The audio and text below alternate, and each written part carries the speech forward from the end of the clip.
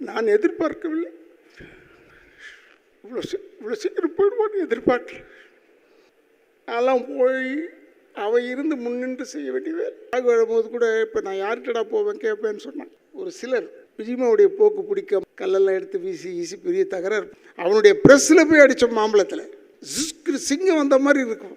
யார்? விஜயகாந்த் உள்ளே வரப்பில். என்னுடைய அன்பு சகோதரர் விஜயமா அவர்களுடைய நினைவாஞ்சலியாக இங்கே நடத்தி கொண்டிருக்கும் தென்னிந்திய நடிகர் சங்க தலைவர், செயலாளர், பொருளாளர், மேலும் உள்ள அத்தனை உறுப்பினர்களுக்கும் என்னுடைய வணக்கங்களை கூறி,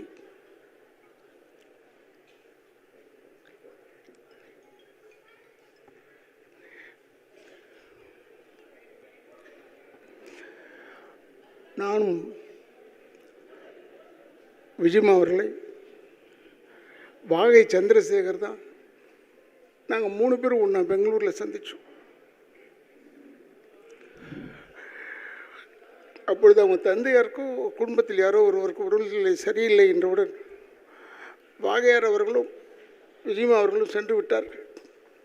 ஆனால் நான் மீண்டும் அடுத்த ஷூட்டிங்கில் சந்திப்போம்ப்பான்னு சொல்லிட்டு போயாச்சு. அப்போல்லாம் சார் தான் கூப்பிடுவோம். இப்போ நான் பீச்சில் போய் 4:30 மணிக்கு வாக் போவேன். அப்போ பார்த்தா ஒருத்தர் ஓடி வந்துக்கிட்டே இருப்பார். யாரா இதுன்னு ஒத்து பார்த்தா விஜி. என்ன விஜயமான? சர்வசாதாரணமாக சொன்னாப்புல, இல்லைடா எனக்கு படம் இல்லை, அதனால் உடம்பு பார்த்துக்கணும்ல. இது யார் படம் இல்லைன்னு எவனா சொல்லுவானா? அந்தளவுக்கு ஒரு உயர்ந்தவர் சகோதரர் விஜயமா அவர்கள். இப்போ கூட ஒரு பிள்ளைங்கள்லாம் வந்திருக்காங்க. எனக்கு ரொம்ப பெருமை. இந்த அம்மா இருந்து இவ்வளோ தூரம் நல்லா ஆர்கனைஸ் பண்ணாங்க, அதுவும் பெருமை தான். இதெல்லாம் ஒன்று நான் எதிர்பார்க்கவில்லை.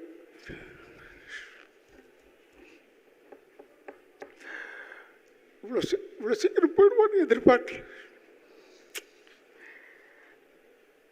அதெல்லாம் போய் அவை இருந்து முன்னின்று செய்ய வேண்டிய வேலை. எங்களை செய்ய விட்டுட்டான் என்ற கவலை தான். அவன் அப்படிப்பட்டவன், விஜயமா அப்படிப்பட்டவன். எல்லார் மனசுலையும் இருந்தாப்புல. நடிகர் திலகம் சிவாஜி கணேசனுக்கும் விஜயகாந்துக்கும் என்ன சம்பந்தம்? ஆனால் கடைசி வரைக்கும் நின்றவன், கடைசி வரை நின்றவன். யாராலும் நிற்க முடியாது.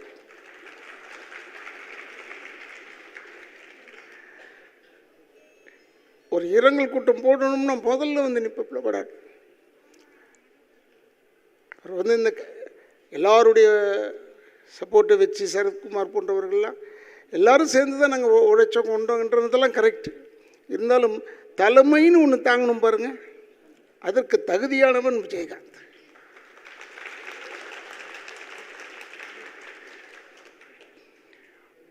சகோதரர் விஜயமா, வாகையார், நானே, எஸ்.எஸ். சந்திரன், பாண்டியன், தியாகு, இந்த 6 பேரும் ஒரு டீமாக இருப்போம்.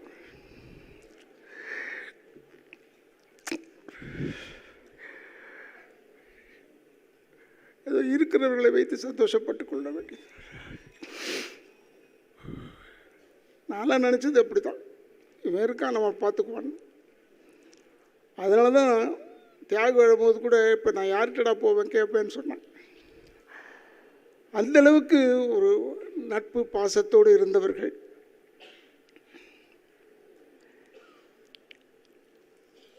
அவனுடைய ரோகிணி லாட்ஜில் இருக்கும்போது ஒரு சிலர் விஜயமாவுடைய போக்கு பிடிக்காமல் எதிரிகள் கல்லெல்லாம் எடுத்து வீசி வீசி பெரிய தகராறு பண்ணாங்க. கேள்விப்பட்டது தான். சந்திரசேகர், அப்போ அபிராமபுரம், நான் தேனாம்பேட்டை, 2 பேரும் சேர்ந்து உடனே அங்கே போய் நின்றுட்டோம்.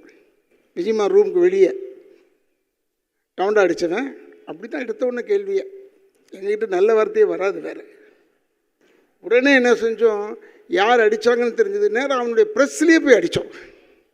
அவனுடைய ப்ரெஸ்ஸில் போய் அடித்தோம் மாம்பழத்தில். அப்படிப்பட்ட ஒரு நட்போடு வாழ்ந்தவர்கள். எனக்கு கால் உடைஞ்சு போச்சு உழவன் மகனில். கால் உடைஞ்ச உடனே என்னால் சரியாக ஃபைட் பண்ண முடியல. அப்போ நின்றுக்கிட்டே செஞ்சு முடிச்சு கொடுத்துடலான்னு சொல்லி கிளைமேக்ஸ் போயிட்டுவார். சரி நின்றுக்கிட்டே செஞ்சோம். அப்போ பணம் கொடுக்கும்போது என்னுடைய சகோதரர் இப்ராஹிம் ராவுத்தர், இல்லை இவ்வளோ குறைச்சி கொடுக்கணும், அதை அப்படி அவர் கணக்கு கரெக்டாக தானே பார்ப்பார். அவர் பார்த்தார் கணக்கு. உடனே விஜயகாந்த் வந்து, ஏடா அவன் கால் உடஞ்சி வந்து நின்று செஞ்சு கொடுத்துட்ருக்கான், போட கொடுறான், அந்த படம் என்ன கேட்குறானோ அதை கொடுத்து விட்றான்னு. அந்தளவுக்கு ஒரு தாய் உள்ளம் கொண்டவன் சகோதரர் விஜயகாந்த். என்ன பேசி என்ன பிரயோஜனம்? இனிமேல் கிடைப்பானா தெரியவில்லை. ஆனால் நம்மளோடு தான் வாழ்ந்து கொண்டு இருக்கிறான் என்று எனக்கு தெரியும். இப்போ வாழ்ந்துக்கிட்டு இருக்கான். அவனுக்கு குடும்பம்ன்றது ரெண்டாவது பட்சம். ஃபஸ்ட்டு யாருன்னா இந்த கலைத்துறையை சேர்ந்தவர்கள் தான் அவனுக்கு ஃபஸ்ட்டு. அதில் விட்டு கொடுக்கவே மாட்டான். எனக்கு உடல்நிலை சரியில்லை, அப்போ நான் வாடகை வீட்டுக்கு போயிட்டேன். திடீர்னு பார்த்தா உள்ளே வரும்போதே ஒரு ஃபோர்ஸ், ஒரு காற்று, சிங்கம் வந்த மாதிரி இருக்கும். யார்? விஜயகாந்த் உள்ளே வரப்பில்ல. அப்படி எல்லாரும் மறந்துட்டாங்க. அப்படி ஒரு ஃபோர்ஸ் அவன். இப்போ சொல்லியிருக்காங்க. இப்போ 2-3 பேர் எங்களையும் திட்டிருக்கான், என்னையும் வாழையாரெலாம் திட்டியிருக்கான். இவங்க தான் இருந்தால் அதை கற்றுக் கொடுத்தாங்க, இதை கற்றுக் கொடுத்தாங்க. எதுவும் கற்றுக் கொடுக்க வேணாம், எல்லாருக்கும் எல்லாம் தெரியும். யாருக்கும் கற்றுக் கொடுக்க வேணும். ஒன்று சகோதரர் விஜயகாந்த் உடைய பெருந்தன்மை. இதே உழவன் மகனில் அவங்க அப்பாவை அவர் கொண்டுட்டாருன்னு பழி போட்டுருவாங்க. அதுக்கு அழுது நடிக்க வேண்டும். அதை வந்து என்னெல்லாம் ஓரங்கட்டி போய் கூப்பிட்டு போய் இப்படி செய்யலாமடா அப்படி செய்யலாமடான்னு அப்படின்னு ஒரு சின்ன டிஸ்கஷன் வச்ச ஒரு ஹீரோ ஒரே ஆள் யாருன்னா விஜயகாந்த். வேறு யாருமே கிடையாது. நாங்கள் கிண்டல் பண்ணுவோம், சந்தோஷமாக இருப்போம், அது வேறு விஷயம். இருந்தாலும் அவனுடைய இந்த நினைவாஞ்சலியில் நான் கலந்து கொண்டு பேசுகிறேன் என்று என்னால் நம்ப முடியவில்லை. இருந்தாலும் அதை எடுத்து நடத்தி கொண்டிருக்கும் தென்னிந்திய நடிகர் சங்கத்துக்கு என் குடும்பத்தின் சார்பாக என்னுடைய வணக்கங்களை கூறி விடைபெறுகிறேன். அந்த ஆத்மா சாந்தி அடைய வேண்டும். அரங்கத்தின் உள்ளும் வெளியும் ஒரே உணர்வோடு ஒரே இழப்போடு இங்கு நாம் சங்கமமாகியிருக்கிறோம். அவர் எப்பொழுதுமே அணிகின்ற வெள்ளை ஆடையில் ஒரு சின்ன கருப்பு பொட்டு கூட இல்லாமல் மிக உண்மையான உன்னதமான மக்களுக்கான வாழ்வை வாழ்ந்து சென்றிருக்கிறார் என்னுடைய அண்ணன் திரு விஜயகாந்த் அவர்கள். நான் வெகு நேரம் எடுத்துக்கொள்ளப் போவதில்லை. தங்களுடைய உணர்வுகளை பகிர்ந்து கொள்ள பல 100 பேர் காத்திருக்கிறீர்கள். அவரை பற்றி நினைக்கின்ற பொழுது அவர் இருமுகங்களை நான் காண்கின்றேன். ஒன்று, அவர் மிகவும் வெற்றி பெற்ற ஒரு உச்சகட்ட நட்சத்திரமாக, அதைவிட முக்கியமாக தென்னிந்திய நடிகர் சங்கத்தின் தலைவராக முதல் முறையாக அவருடைய தலைமையில்தான் வெகு நாட்கள் கழித்து சினிமா நட்சத்திரங்கள், பெரிய நட்சத்திரங்கள், சிறிய நட்சத்திரங்கள் என்று இல்லாமல் அத்தனை பேரையும்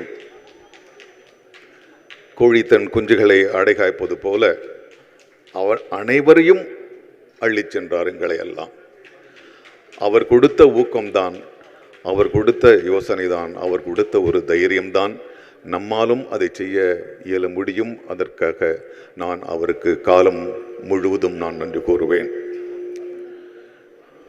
அவரை பற்றி புதிதாக சொல்வதற்கு நமக்குள் பல விஷயங்கள் இருக்கின்றன.